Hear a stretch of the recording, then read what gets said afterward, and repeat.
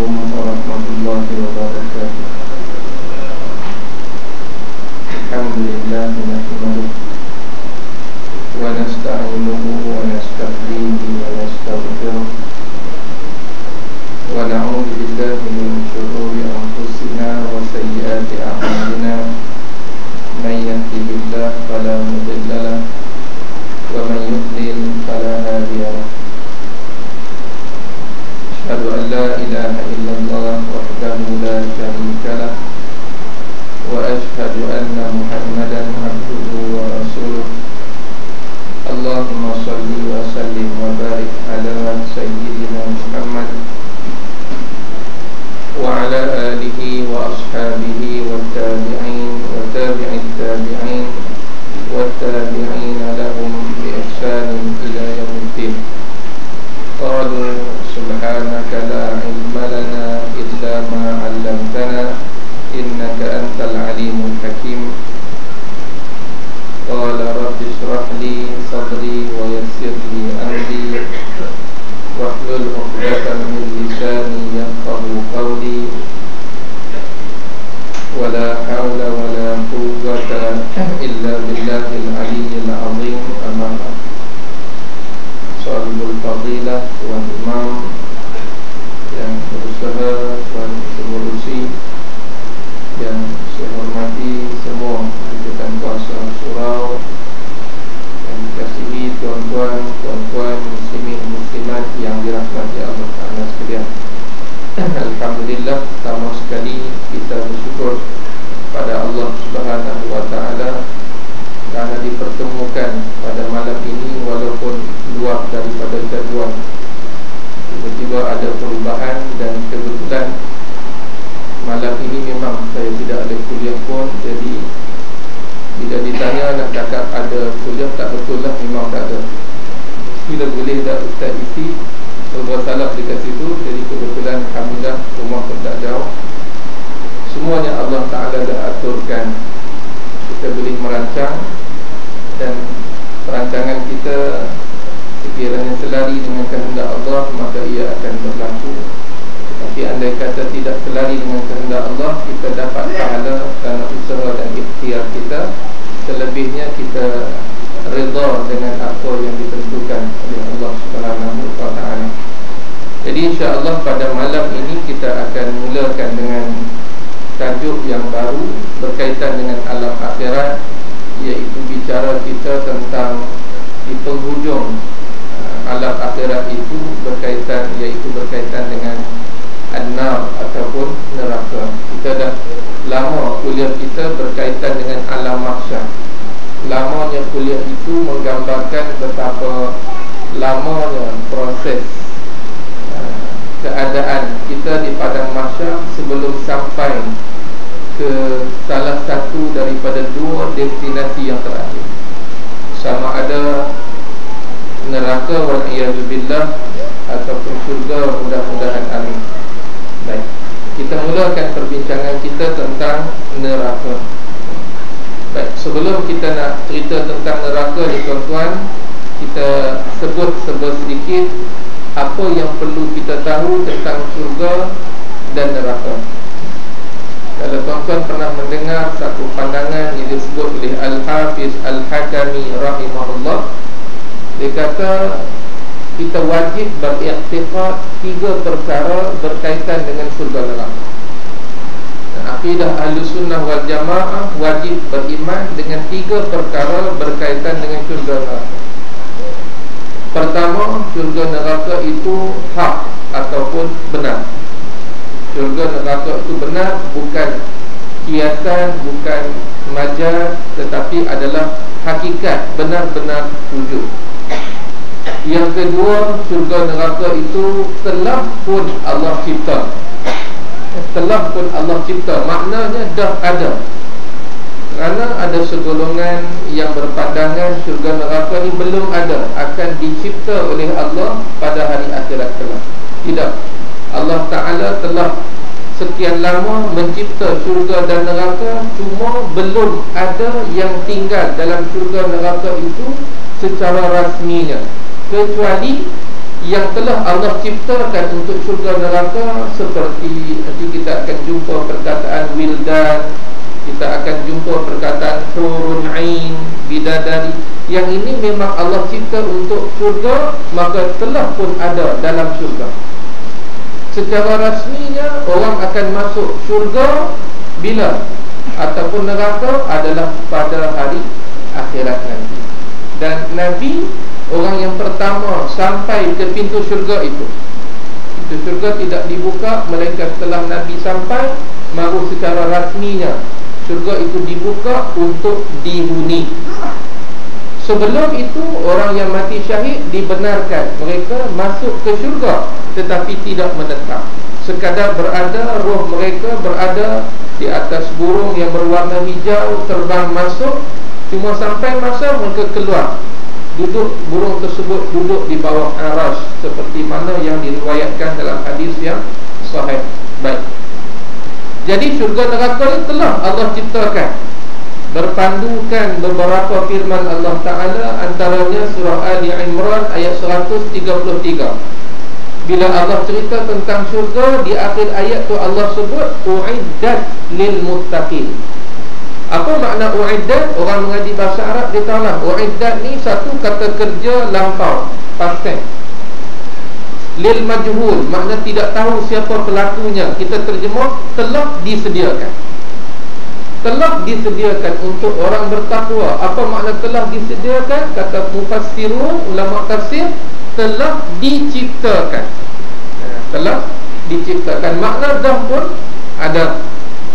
Begitu juga dalam ayat surah Ali Imran ayat 131, bila mana membicarakan tentang neraka, Allah sebut di akhir ayat tu u'iddat lil kafirin, telah disediakan untuk orang yang kafir. Maknanya untuk telah diciptakan untuk orang yang kafir. Jadi maknanya syurga neraka telah pun ada. Ni nak tunjuk kata syurga neraka telah pun wujud.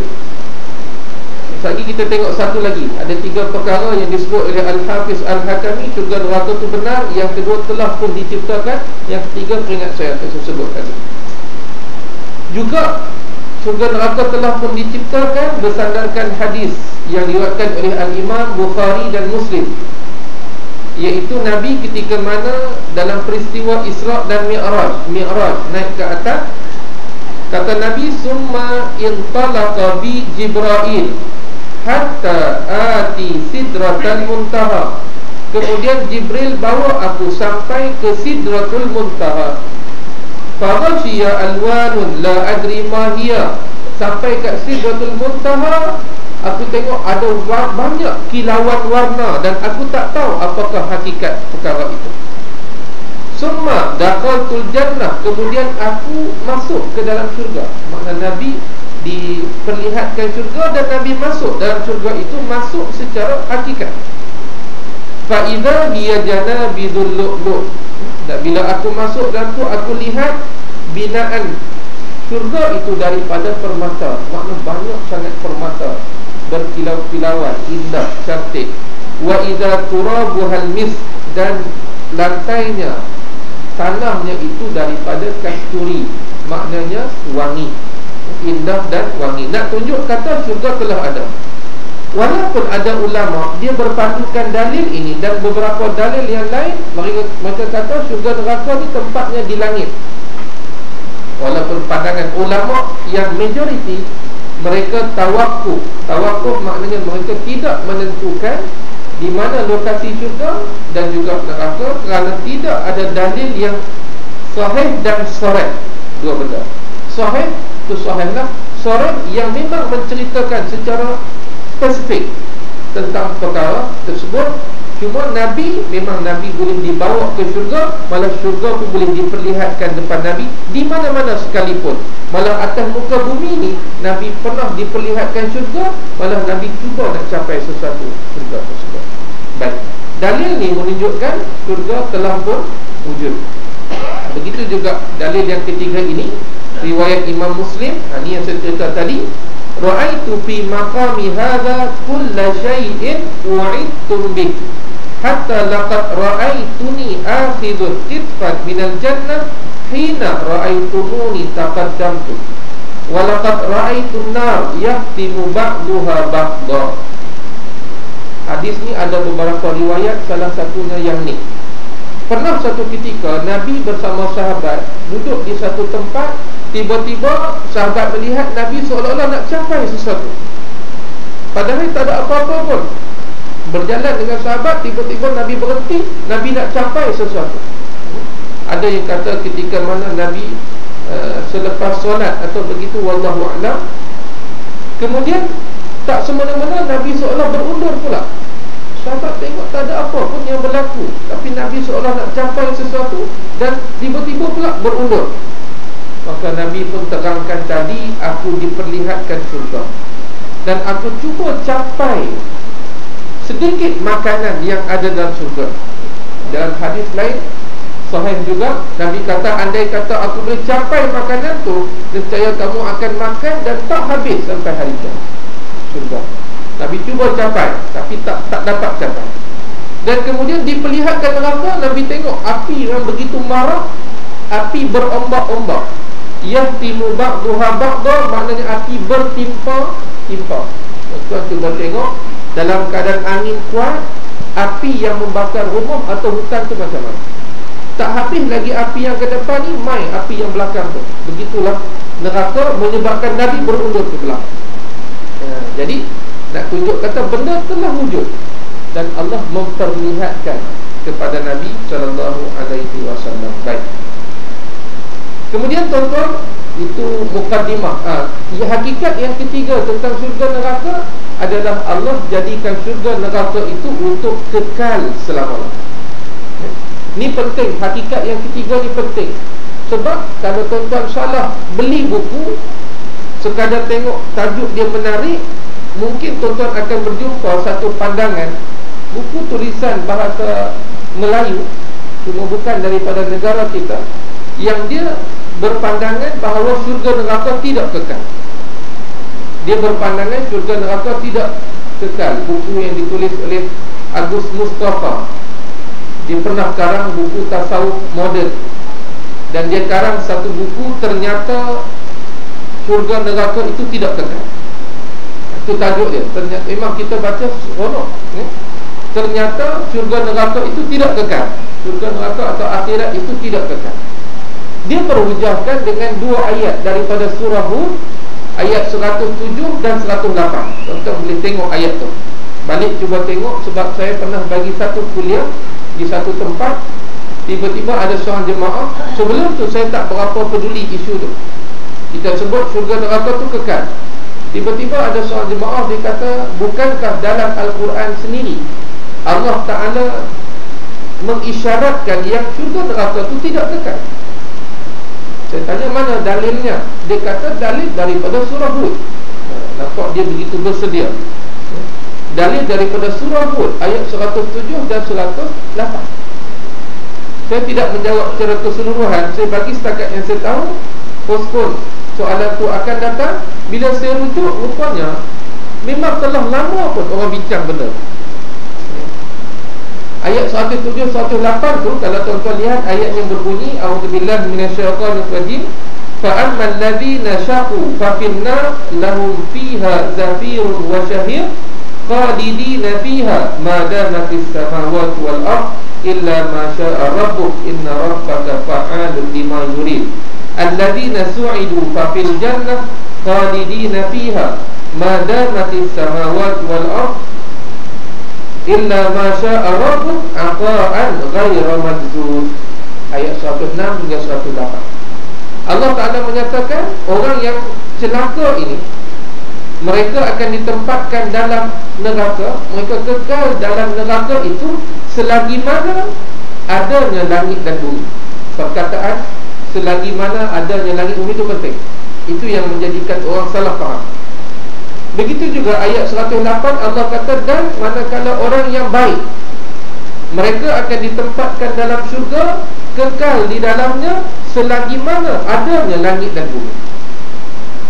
Kalau kita pakai logik akal, selagi mana adanya langit dan bumi, kalaulah kekalnya syurga neraka, bergantung kepada selagi mana ada langit dan bumi. Dibuat perbandingan begitu, maka ternyata langit dan bumi tidak kekal.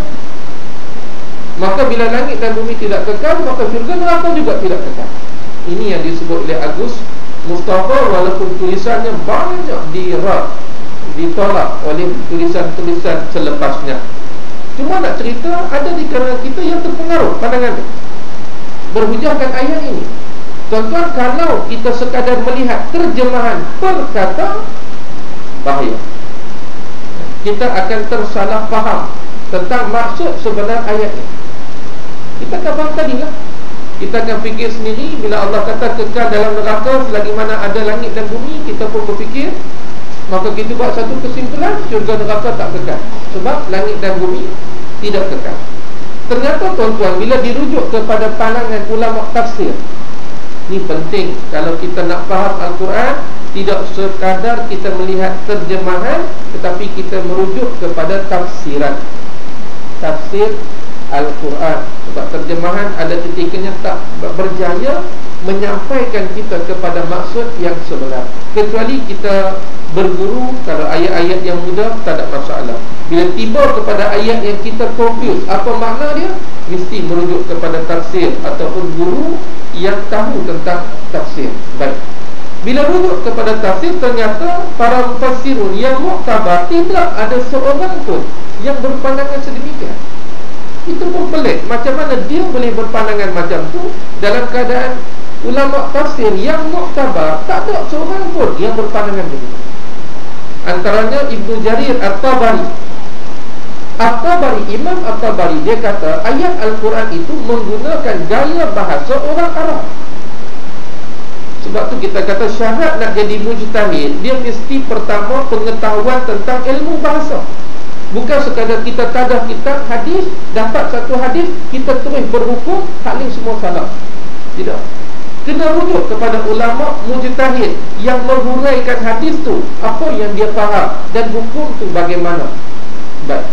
Kata Ibn Jarir At-Tabari, dia kata Allah menggunakan gaya bahasa yang digunakan oleh orang Arab, iaitu orang Arab bila dia nak cakap sesuatu tu kekal, dia akan kaitkan dengan langit dan bumi.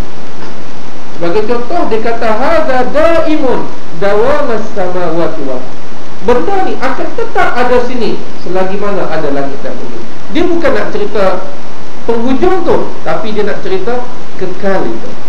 Aku akan duduk di sini, takkan pindah lagi mana ada langit dan bumi. Mana dia bukan nak cerita nanti langit bumi tak ada, dia pindah. Dan nak cerita dia tak mau pindah. Itu gaya bahasa orang penting dalam memahami nas Al-Quran. Sebab dalam Al-Quran itu ada lebih daripada 100 ayat yang mengisyaratkan kekal. Tiba-tiba hanya ada beberapa ayat yang nampak seolah tidak kekal. Kenapa kita tolak 100 ayat yang lebih tadi dengan mengambil pandangan yang berbeza?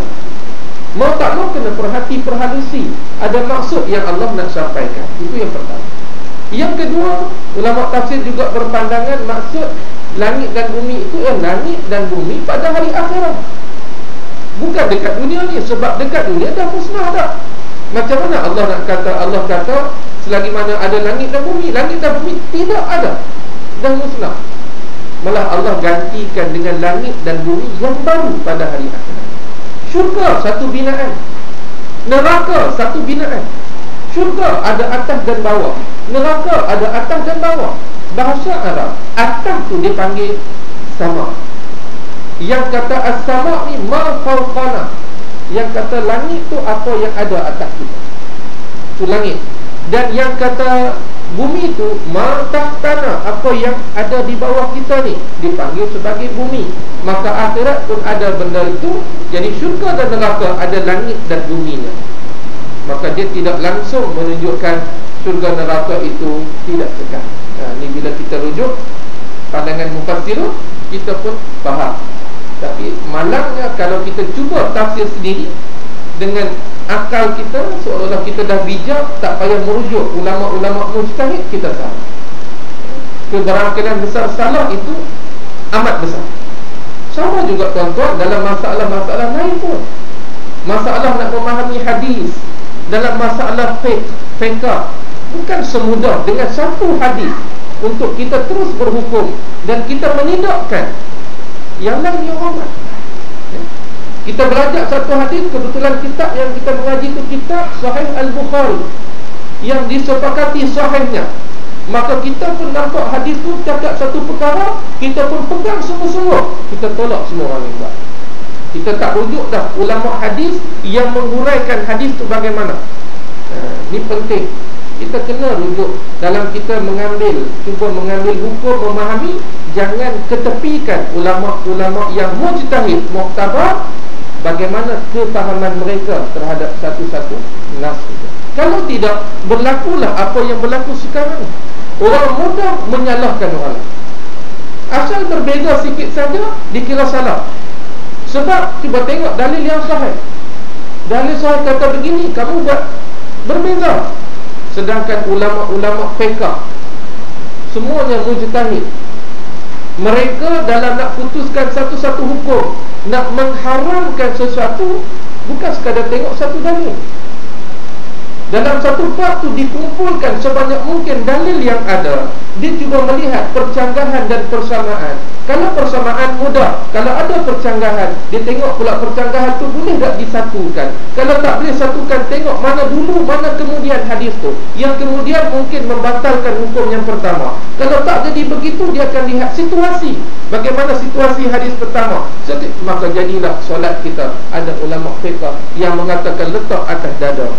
Ada dalil yang mengatakan letak sadar, ma baina sadr wa surra, antara pusat dengan dada. Imam Syafi'i. Ada yang kata bawah pusat. Kita tak boleh kata kita buat begitu orang tu yang salah, atau yang letak atas dada dia kata letaknya salah. Sebab semuanya ada dalilnya.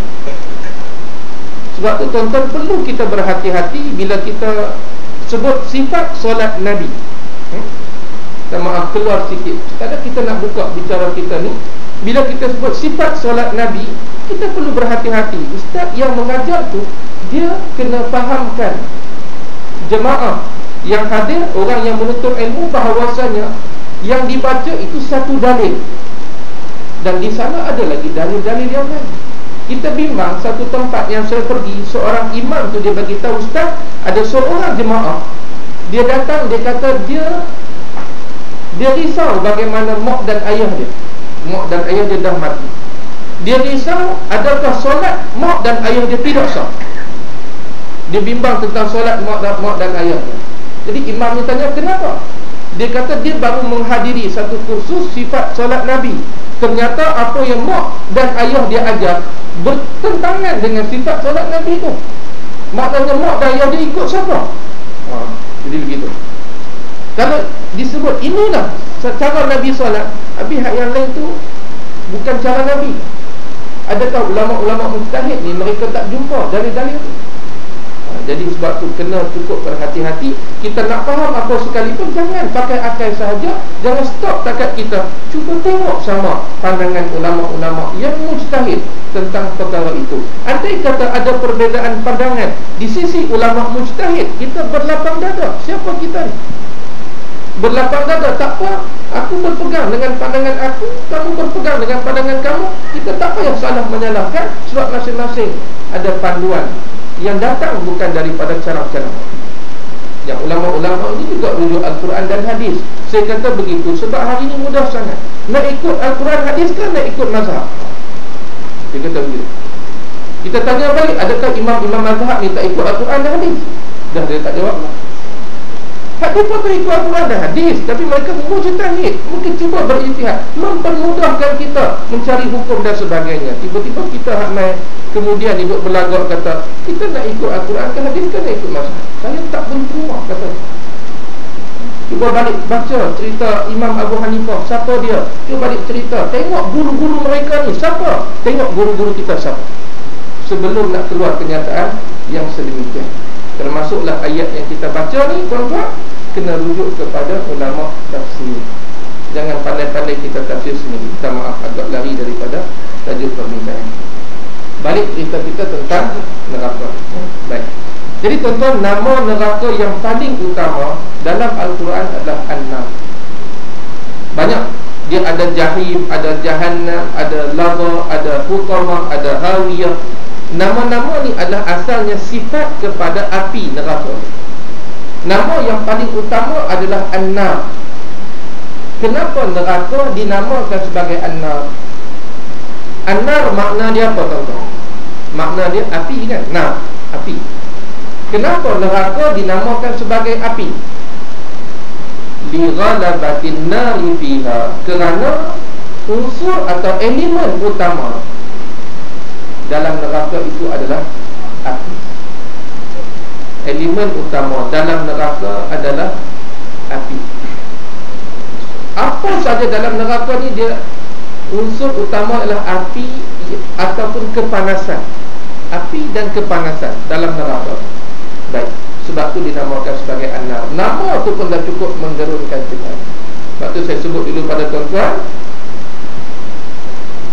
cerita tentang neraka ni adalah peringatan terbesar untuk kepada manusia. Cerita tentang neraka adalah peringatan terbesar untuk manusia ni. Kalau kita cerita tentang neraka, dia langsung tak rasa takut, tak rasa apa-apa. Sebenarnya tak ada dah cerita yang lebih teruk daripada tu. Tak ada dah peringatan, amaran, ancaman yang lebih teruk, lebih besar daripada neraka. Jadi bila kita baca tentang neraka, itu paling dahsyat. Baik. Kemudian neraka ni tuan-tuan, kita nak masuk cerita, baru nak masuk sikit tentang neraka. Neraka ni tuan-tuan, satu makhluk Allah Ta'ala ciptakan. Maka neraka ni ada penjaganya. Ada penjaga neraka. Berapa bilangannya pun Allah sebut dalam Al-Quran. Sebagai contoh ayat surah At-Tahrim ayat 6, a'udzubillahi minasyaitonir rajim. Ya ayyuhalladzina amanu qu anfusakum wa ahlikum nara wa quduhan nas wal hijara 'alaiha malaikatun ghiladun shidad la ya'suna Allaha ma amarahum wa yaf'aluna ma yu'marun. Wahai orang yang beriman, peliharalah diri kamu, kemudian dan keluarga kamu. Nampak Allah mengajar dalam masalah kita mendidik ini, ibda' binafsi, mula dengan diri kita. Malah Nabi SAW menunjukkan konsep tarbiyah yang sebenar adalah dengan qudwah, uswah, dengan contoh teladan. Yang tu yang permulaan sekali tarbiyah adalah dengan contoh teladan. Kadang-kadang orang segan dengan kita bukan sebab kita banyak cakap, tapi dengan tindakan kita. Dia tengok kita, dia jadi segan nak buat benda tak kena. Kita tak payah cakap pun, nak tunjuk kata, sebab kita tunjukkan contoh itu. Dan anak-anak pun sama. Nabi SAW mudah. Nabi kata, sallu kama ra'aitumuni usalli. Nak cerita qudwah ni penting. Sembahyang seperti mana aku sembahyang. Nabi tak kata pada sahabat, baik, sembahyang ni mula-mula angkat takbir, kemudian lepas angkat takbir kamu qiyam, takbir, kemudian rukuk, dia sujud. Sahabat tu, oh Nabi cerita ni susah sangat. Nabi kata, baik, kamu sembahyang, tengok macam aku sembahyang. Selesai. Maknanya qudwah, ikut. Wuduk, kita nak ajak anak kita berwuduk. Dia wuduk, kita kata salah tu, sapu bahagian bawah, tak kena ni sapu. Dia pun confused lah, apa lagi tak kena. Lalu kita wuduk depan dia. Tengok macam mana bapak wuduk ni, apa semua ikut. Selesai. Dengan qudwah itu lebih kuat kita mendidik. Mula dengan diri kita, kemudian keluarga kita, bawah tanggungan kita. Dan kata Allah Ta'ala, peliharalah kita, keluarga kita daripada api neraka, yang mana bahan bakarnya manusia dan batu-batu. Di atasnya neraka itu ada malaikat ghiladun shidad, ada malaikat yang bengis, yang kasar. Mereka tidak engkar terhadap perintah Allah, dan mereka melakukan segala yang diperintah. Nak tunjuk kata neraka ni ada malaikat yang mengawasinya. Sesuailah Pak malaikat ni tuan-tuan. Kalau kita mengaji beriman kepada malaikat, Allah jadikan malaikat ni berbeza-beza bentuknya, besar kecilnya, sayapnya, semua daripada cahaya, mengikut tugas masing-masing. Allah jadikan malaikat Ridwan yang jaga syurga itu dengan muka yang manisnya, serinya, ya. Allah jadikan malaikat Malik yang jaga neraka tak senyum. Nabi pernah lihat Malik ni tak senyum. Dengan Nabi tak senyum. Nak cerita Allah cipta begitu. Macam kita dekat dunia, warden penjara dengan pelayan hotel. Kita katakan pelayan hotel ni dengan senyumannya, dengan apa kita sanggup pula ambil mahal. Walaupun salah nak fikir nak cehin ke tidak, dia main dengan setualah mahal tolong kat beg kita pun dah kali bagi kat kredit, jalan. Cuma kita pipi dia buat layan tak layan. Walaupun hotel bagus, tapi dengan layanan kita pun marah, keluar. Tapi kalau penjara ni, begitulah kan? Masuk dengan tak ada senyuman, dengan badan besar-besar, semua sesuai. Malaikat Allah jadikan sesuai dengan tugasan masing-masing. Malaikat yang Allah jadikan untuk neraka ni, sifat dia bengis dan kasar. Sebab apa tuan-tuan? Sebab ahli neraka ni hari-hari merayu pada malaikat, supaya malaikat ni minta pada Allah agar mereka diringankan azab sana. Tak tahan. Nanti kita akan tengok jenis-jenis azab dalam neraka. Dari sudut bilangan, Allah sebut alaiha tis'ata asyar. Yang menjaga neraka itu ada 19 malaikat. Tuan-tuan bila sebut 19, barangkali ada yang berpandangan sedikit saja yang jaga neraka. Begitulah yang berlaku kepada musyrikin Mekah. Bila mana Nabi bacakan ayat ni, mereka mentertawakan Nabi. Kata lah, ingat neraka ni hebat. Rupanya 19 malaikat je. Maknanya kata kat 19, kita banyak, mana kita ada peluang nak loloskan diri. Penjaga yang besar ada 19 je yang jaga. Pengawal yang jaga, maknanya harapan untuk keluar itu ada. Dan itu antara ujian Allah. Bila Allah sebut neraka ni ada 19 penjaga, maka ditertawakan oleh golongan-golongan kafirun, golongan musyrikun. Wa ma ja'alna iddatahum illa fitnatan lil ladina kafaru. Dan kami tak jadikan bilangan mereka, bilangan penjaga neraka, melainkan sebagai ujian, cobaan kepada orang yang kafir. Ternyata mereka mempermain-mainkan tersebut. Kedudukan neraka. Di mana neraka tuan-tuan? Ini kita dah sebut dah tadi sedikit. Ada yang berpandangan neraka ini sebelah bawah bumi, dan ada yang berpandangan di langit, sebab Nabi pernah diperlihatkan neraka. Dan ada yang ketiga adalah tawakuf, makna tidak menentukan di mana lokasi sebenar neraka itu. Dan pandangan majoriti ulama yang ketiga ini, tak tahu dekat mana. Nak katakan langit pun tak kena, bawah bumi pun tak kena, kita tak tahu. Cuma neraka tu ada. Neraka tu ada. Baik. Kemudian kita nak tengok keluasan neraka. Keluasan neraka, bagaimana luasnya neraka. Baik. Seperti yang kita belum lagi, saya tak maklumkan lagi benda ni. Ahli neraka, tubuh dia akan dibesarkan. Kita pada hari akhirat, kalau berpandukan pada dalil ni, ada 3 keadaan pada hari akhirat. Bukan semua kita lah. Mungkin ada 3 keadaan, mungkin ada 2 keadaan. Pertama, keadaan kita ketika dibangkitkan di padang mahsyar, itu satu keadaan. Sama ada keadaan yang baik, yang tidak baik, satu lah. Kemudian masuk neraka, wal'iyadzubillah. Bukan kita masuk neraka, Allah akan jadikan tubuh dia sesuai dengan tubuh ahli neraka. Dan andai kata nanti dia diampunkan keluar masuk syurga, Allah akan ubah pula fizikal dia mengikut saiz fizikal ahli syurga. Kalau yang ada 3-3 tu 3 kali perubahan. Tapi yang tak melalui neraka terus ke syurga, 2 kali perubahan pada fizikalnya. Ahli neraka tubuhnya akan dibesarkan. Malah nanti kita akan cerita khusus yang itu, dalil-dalilnya.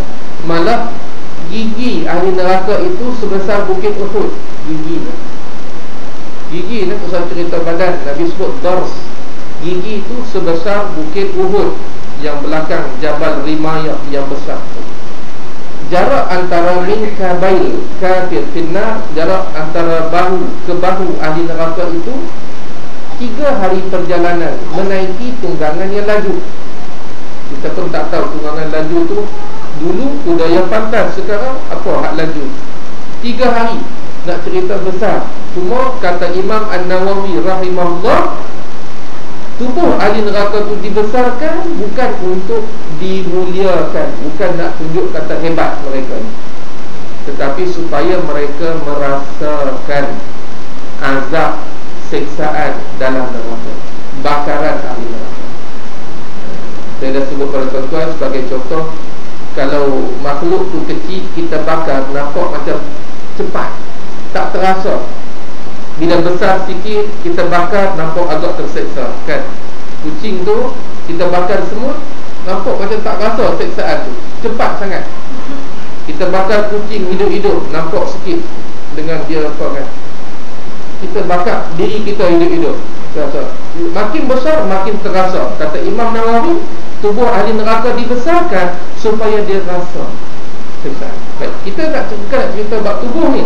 Nak cerita, walaupun tubuh ahli neraka dibesarkan, walaupun bilangan ahli syurga dengan neraka jauh lebih besar bilangan ahli neraka, namun begitu neraka tidak penuh. Neraka tidak penuh. Bila dilempar masuk ahli neraka, neraka akan berkata berpandukan hadis ini, hal min mazid, ada lagi nak tambah?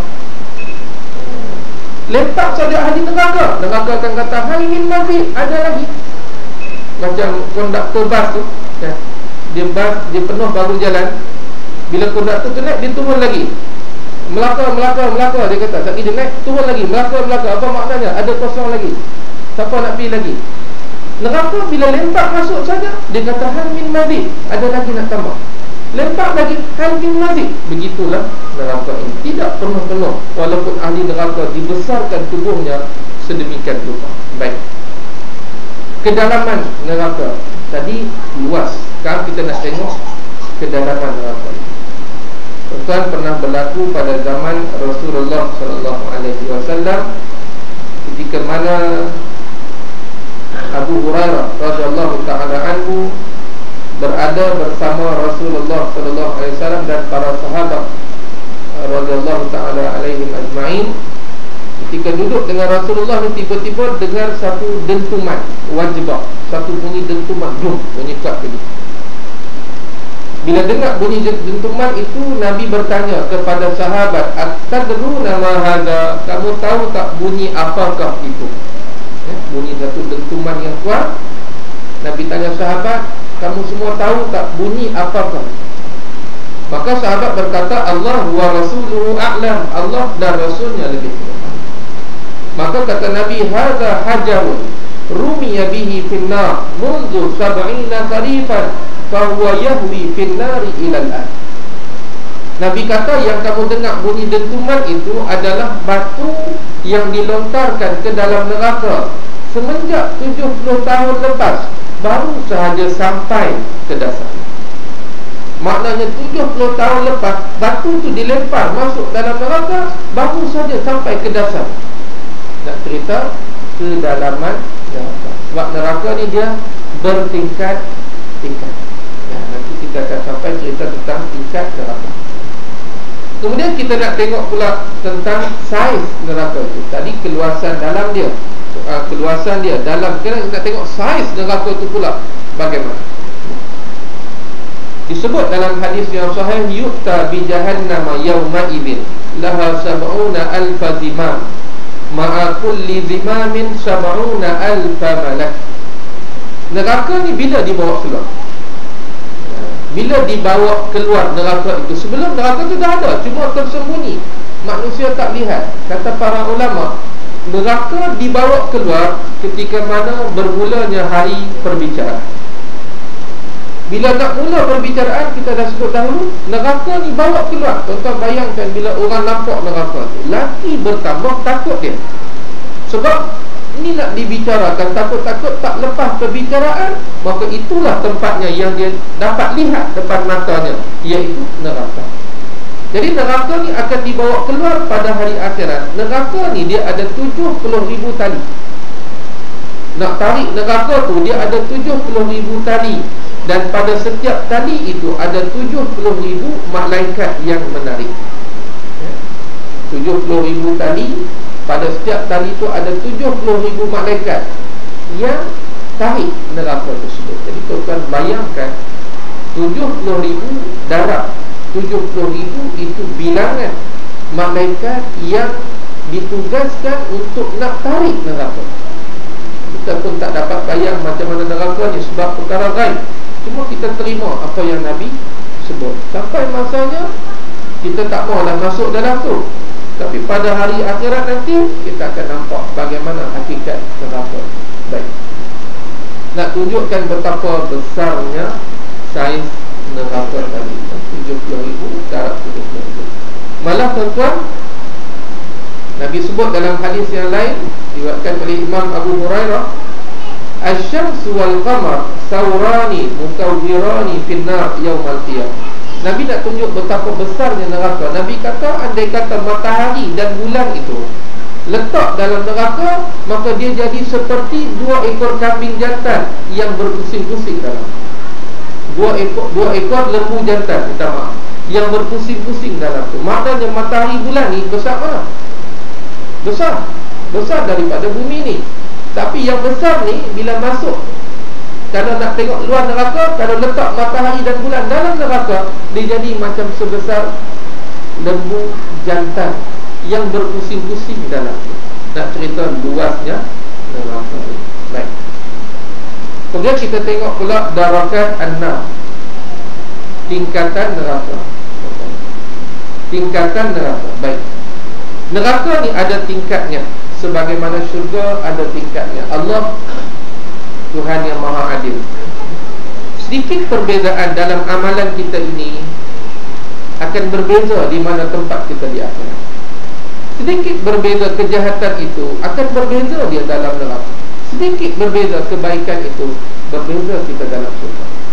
Sebab itu para ulama sebut satu saat itu boleh membezakan kita dengan orang lain, sama ada dalam syurga ataupun dalam neraka. Untuk kita nak lihat betapa nilainya masa. Satu saat tu boleh membezakan darjat antara kita. Ada orang satu saat hidup dalam keadaan kelekaan, dia tak ingat Allah. Orang yang ada satu saat tu dia ingat Allah, maka dia dapat satu kelebihan. Satu kelebihan tu akan berbeza daripada hari akhirat. Ada orang satu saat dia tak buat apa-apa, ada orang satu saat dia buat maksiat, maka yang buat maksiat ni akan ada tempatnya dalam neraka. Satu saat boleh membezakan bagaimana nasib kita di akhir.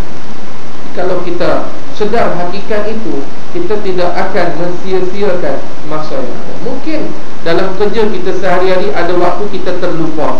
Kita kan manusia, kita terlupa. Tapi time kita ingat tu, ingat sungguh-sungguh, cover balik yang kealpaan kita tadi.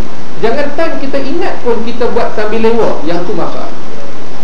Kita dalam kerja, sehari masuk pukul 8, balik pukul 5. Dalam kerja tu yang ingat Allah dalam sejam 2 jam saja. Hal itu kita sering lupa. Seronok bergurau, bersembang, buat kerja tak ingat. Time ingat tu kita buat apa? Itu persoalan dia. Time ingat tu kita buat apa? Setengah orang dia ingat, dia tak ambil kesempatan dia ingat tu dengan memperbanyakkan amalan. Malah dia ingat dia sekadar buat sikit-sikit. Kita sepatutnya bila time kita ingat tu, kita fokus sungguh-sungguh, sampailah kita terlupa balik lepas tu. Kita ingat buat sungguh-sungguh. Sebab bila kita ingat tu satu nikmat, taufik daripada Allah Ta'ala. Yang orang Allah tak bagi taufik ni, selama-lamanya dia hidup dalam keadaan leka dan lalai. Baik. Jadi syurga kita sebut perkataan darajat, kita sebut darjat kan. Neraka kita sebut darakat. Syurga kita sebut darajat, neraka kita sebut darakat. Apa beza darjat dengan darakat? Dalam bahasa Arab lah, ad-durj adalah sesuatu yang menaik. Ad-durj ataupun darajat itu sesuatu yang menaik. Makna syurga semakin tinggi semakin hebat. Manakala ad-dark semakin menurun. Neraka sifat dia semakin ke bawah, ke bawah, ke bawah. Syurga sifat dia semakin menaik, menaik, menaik. Sebab itu kita sebut untuk syurga darajat, untuk neraka darakat. Walaupun dalam Al-Quran ada tempat yang Allah gunakan perkataan darajat dalam neraka. Cuma ada tingkat. Baik. Kemudian tuan-tuan, neraka semakin bawah semakin panas, semakin dahsyat azab siksaan. Manakala syurga semakin menaik semakin hebat nikmatnya, berbeza ya. Neraka semakin ke bawah tu semakin dahsyat. Allah sebut dalam Al-Quran surah An-Nisa ayat 145, innal munafiqina fid darkil asfali minan nar. Sesungguhnya orang munafik di neraka tingkat yang paling bawah. Ini munafik akidah. Ada ulama membahagikan nifak itu kepada dua. Nifak munafik akhlak dengan munafik akidah. Munafik akhlak, dia kalau cakap berbohong, kalau diberi amanah dia khianati amanah, kalau berjanji tidak tepati janji, kalau bergaduh berlebih-lebihan. Siapa yang ada ciri-ciri itu dipanggil munafik akhlak. Kisah akhlak, dia beriman, cuma ada perangai-perangai hudud. Yang perangai itu menyerupai perangai orang munafik, dipanggil munafik akhlak. Tapi yang disebut oleh Allah neraka paling bawah adalah munafik dari segi akidah. Apa dia? Orang yang menzahirkan kononnya dia Islam, tetapi dalam hatinya dia membenci Islam itu, malah dia menyukai kekufuran. Dalam dia tak suka Islam, tapi zahir sahaja dia berlakon kata dia Islam, dia suka kepada Islam. Adalah kepentingan-kepentingannya. Tuan, kalau tengok sejarah orang munafik ni, di mana munculnya golongan munafik? Bila? Era mana? Pada era Madinah. Orang munafik tak ada di era Makkah, zaman Makkiyah, tak ada sebelum berhijrah. Orang munafik ni muncul di Madinah. Kenapa? Setelah Islam ni nampak kuat dia, semakin luas kekuasaannya, semakin banyak harta rampasan perangnya, maka ramailah orang dia kononnya menzahirkan dia beriman. Sebab pertama dia nak berlindung di sebalik kekuasaan Islam, kalau tidak takut nanti dia pun kena serangan sebagainya. Yang kedua, nak mengambil kesempatan, nak turut dapat harta rampasan perang. Yang ketiga, mereka menjadi tali barut kepada orang kafir, dapat lagi duit. Dalam keadaan mereka tunjuk kata mereka Islam, mereka tahu rahsia strategi, mereka salurkan kepada golongan musyrikun, golongan kafirun yang lain. Sebab itulah Allah sebut orang munafik ini di neraka yang paling bawah dalam neraka. Sebab mereka ini, kita sebut apa, duri dalam daging, gunting dalam lipatan. Maknanya mereka ni musuh yang tersembunyi. Cuma Nabi bermuamalah, berinteraksi dengan mereka cukup berhati-hati dengan golongan munafik. Pertama, Nabi tak mudah melabelkan, malah Nabi merahsiakan siapa orang munafik itu daripada semua sahabat, kecuali sahabat yang boleh jaga rahsia saja.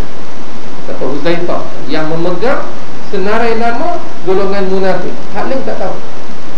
Hak lain mereka cuba teka-teka nak cerita. Sebab apa? Sebab para sahabat ni ada macam-macam sikap. Ada yang begitu semangat, takut nanti dia bunuh pula golongan munafik.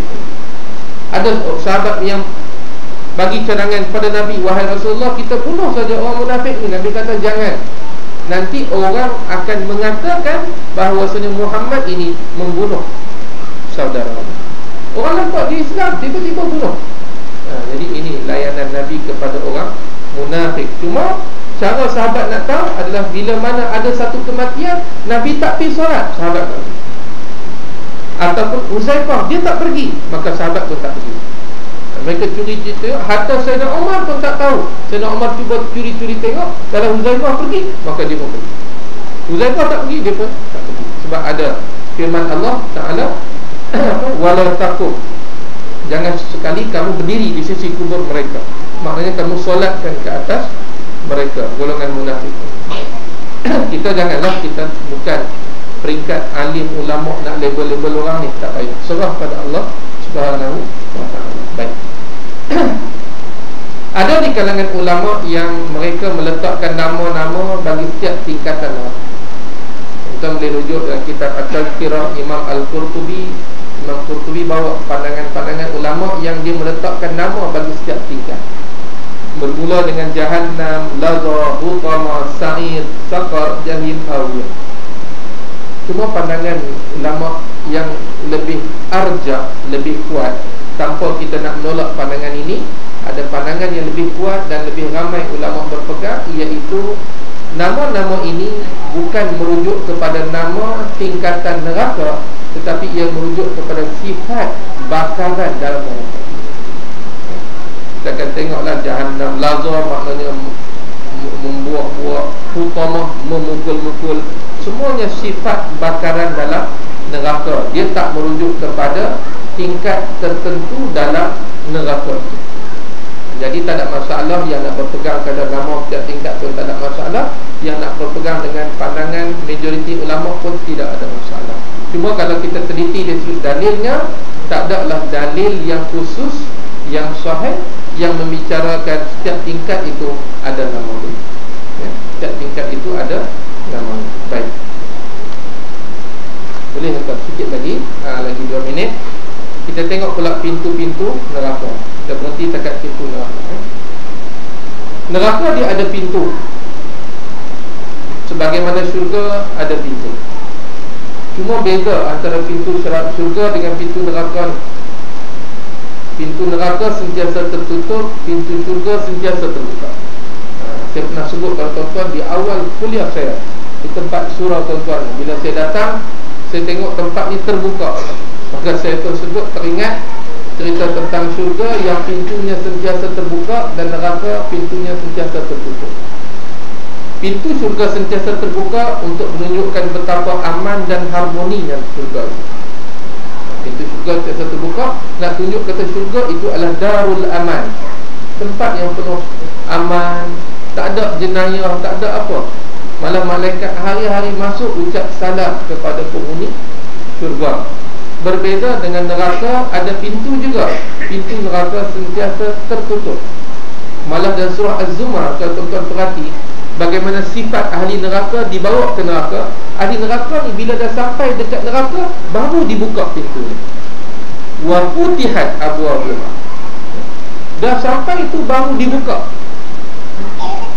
Hatta idza ja'uha futihat abwabuha. Ahli neraka bila dah dekat neraka baru buka, kemudian masuk ke dalam neraka, tutup balik. Bayangkan api yang panas di tempat yang tertutup, maknanya itu macam. Beza dengan ahli syurga. Hatta idza ja'uha wa futihat, ada waw. Ahli neraka dia tak sebut waw tu. Dan di dalam keadaan syurga telah pun terbuka. Sebagai kemuliaan ahli syurga, tuan-tuan, saya nak bagi sekali lagi perumpamaan penjara dengan hotel, ya? Penjenayah ni, bila warden tu dibuka pintu penjara, bila mana penjenayah yang kena tangkap ni sampai dekat baru dibuka. Hotel pula, kita ni baru pijak anak tangga, dia dah buka dah pintu. Nak cerita layanan, kemuliaan kepada yang berhak kepada setiap orang itu. Ahli neraka sampai dekat baru buka, lempak masuk neraka. Ahli syurga daripada sedia terbuka syurga tersebut. Baik. Firman Allah Ta'ala, laha sab'atu abwab likulli babin minhum juz'un maqsum. Neraka ni ada 7 pintu, setiap pintu tu ada pula bahagian-bahagian. Walaupun ada 7 pintu, jangan kita bayang pintu tu macam pintu rumah kita jadi kecil. Setiap pintu tu ada pula pintu-pintu lain mengikut jenis-jenis dosa yang dilakukan. Luas pintu tersebut. Dalam ayat yang lain, alaihim narun muqsadah. Bagi penghuni neraka itu pintu yang tertutup. Pintu neraka yang tertutup. Dalam ayat lain, fi amadin mumaddadah, disendal lagi. Bukan sekadar tertutup, disendal lagi. Ini nak cerita neraka, tempat azab. Jadi kalau api yang begitu panas di tempat yang tertutup, maka tuan-tuan bertambah-tambahlah azab dalam neraka tersebut. Malam ni kita cerita tentang mukadimah neraka. Kita belum cerita lagi azab dalam neraka. Kita baru nak lihat sedikit luaran fizikal neraka tersebut. InsyaAllah kuliah yang akan datang kita sambung lagi tentang neraka, dan kita akan tengok pula makanan, minuman ahli neraka, ataupun kita akan lihat dahulu penghuni neraka. Ada apa-apa tuan-tuan? Ya, silakan.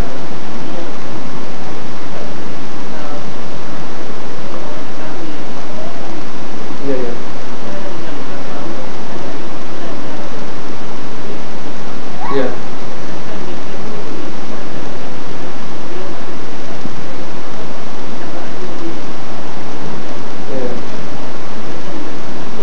baik.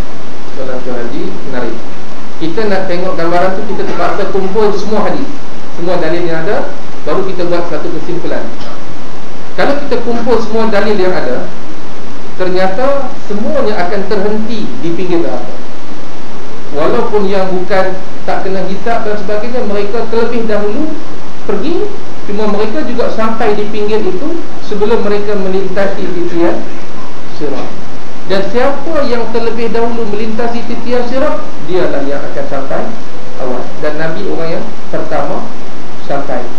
Dia tidak ada istilah yang terus sampai ke syurga. Sedangkan kita baca hadis, bila manusia berkumpul di tepi neraka itu, Allah, kita cerita kuliah yang lepas, ahli yang mana musyrikin yang sembah berhala, mereka akan masuk neraka dahulu. Yang tinggal ahli tauhid, kemudian mereka akan sujud pada Allah. Orang munafik ni dia tak boleh sujud, keras belakang dia. Lepas itu barulah yudrabul jisr, barulah dibentangkan jisr. Maknanya kalau kita ambil takat tu, kita akan nampak bagaimana keadaan. Dan yang melintasi sepantas kilat itu, mereka itulah yang awal-awal sampai. Jadi ulama mengatakan yang lebih cepat lintas, yang lebih cepat awal sampai, mereka itu di tempat yang darajat yang tinggi dalam syurga. Yang mana yang slow, yang belakang sebagainya, itu dah nampak dah tempat masing-masing dalam syurga. Wallahu a'lam, kita tak tahu lebih daripada itu. Cuma dalil yang sahih mengatakan sedemikian. Pintu syurga tidak akan dibuka melainkan setelah Nabi orang pertama sampai. Nabi kata, ana awwalu tariqin, aku orang pertama sampai ke pintu syurga. Bila sampai, malaikat tanya, siapa kamu? Maka Nabi kata, akulah Muhammad. Maka malaikat berkata, sesungguhnya aku diarahkan supaya tidak buka kepada sesiapa pun sebelum daripada kamu. Itu juga hadis yang sahih, kita akan jumpa. Yang setakat tu boleh bagi tahulah yang ada panduan. Hal lain tu wallahu a'lam, kita tak berani. Baik. Ada lagi?